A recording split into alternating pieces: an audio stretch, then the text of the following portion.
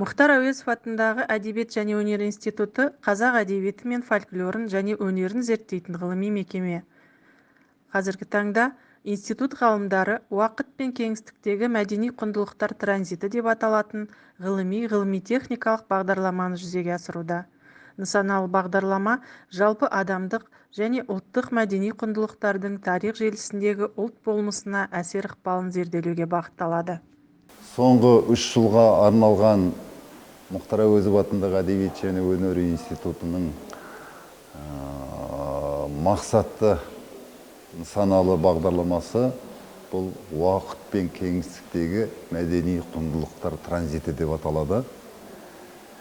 Осы тақырып бойынша біздің ғалымдарымыз іргелі зерттеулерді қолға алып отыр. Осының ішінде фольклортану саласы бойынша, әдебиеттану саласы бойынша, музыка тану саласы бойынша, драматургия бойынша, кинотану саласы бойынша әр бөлімдер өзінің саласы бойынша бірнеше іргелі ғылыми зерттеулерді дүниеге әкелетін болады.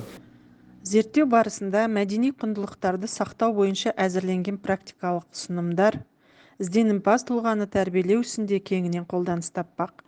Бағдарлама нәтижелері әдебиет, фольклор мен өнер туындыларын кешенді зерттеудегі пәнаралық зерттеулерді дамытуға септігін тигізеді.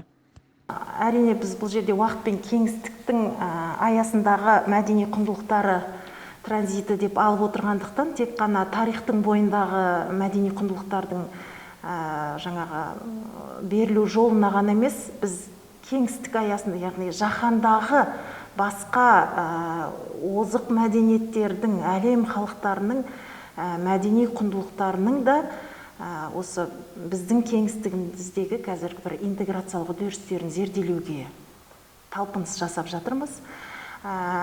Қазіргі дәуір бұл ақпараттық дәуір, ақпараттық технологиялардың дәуірі, цифрлану дәуірі. Осы мәселеде біздің бағдарламамыздың аясында ғылымның цифрлануы тұрғысында қолға алынып отыр.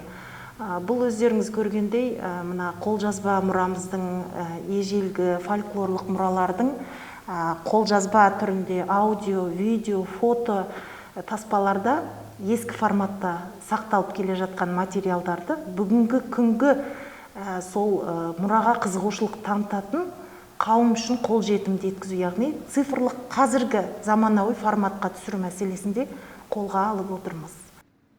Ғылыми зерттеу бағдарламасының негізгі міндеттеріне қазақ фольклоры, әдебиеті мен өнеріндегі құндылықтардың рухани транзиті мен сабақтастығы мәселелерін жүйелі зерделеу кіреді. Осы институт жанындағы Әуезов үйі мәдени орталығының қызметкерлері Мұхтар Омарханұлының шығармашылығын, қолжазбаларын жіті зерттеуде. Орталықта қазіргі таңда 73 мыңнан аса құнды жәдігерлер сақталуда. Мұхтар Омарханұлы Әуезовтің өзінің тұрған үйі 1963 жылы Қазақ-СССР мемлекеттік қаулысы негізінде 1961 жылдың 10 тамызына сәйкес 1963 жылы 28 қарашада салтанатты түрде ашылған болатын. Енді қанша уақыт бойында, ұзақ уақыт бойында Мұхтар Әуезовтің өмірі мен шығармашылығына арналған үлкен залдар жұмыс жасап келді. Енді былтырғы жылы Әуезовтің туғанына 125 жыл толуына орай Мұхтар Әуезовтің өмірі мен шығармашылығына арналған жаңа залдар ашылған болатын.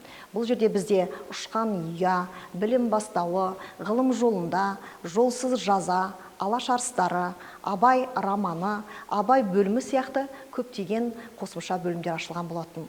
1997 жылы салған ғимарат қайта жаңа жаңғыртудан өтіп, 25 жылдан кейін жаңғырды. Соның ішінде мына қарап отырсаңыздар көптеген экспонаттарымыз сақталған. Оның ішінде ең үлкен құнды экспонаттың бірі Мұхтар Омарханұлы Әуезовтің жазу стилі. Бұл стилдің үстінде Мұхтар Әуезовтің атақты роман эпопеясы, Абай жолы роман эпопеясы жазылған болатын. Жалпы біздің музейіміз 6 бөлімнен, сондай-ақ галереядан тұрады. Бұл жерде біз өзіміздің ғылыми қорымыздан сақталып келген Мұхтар Әуезовтің өзінің қолжазбаларын қойып отырмыз.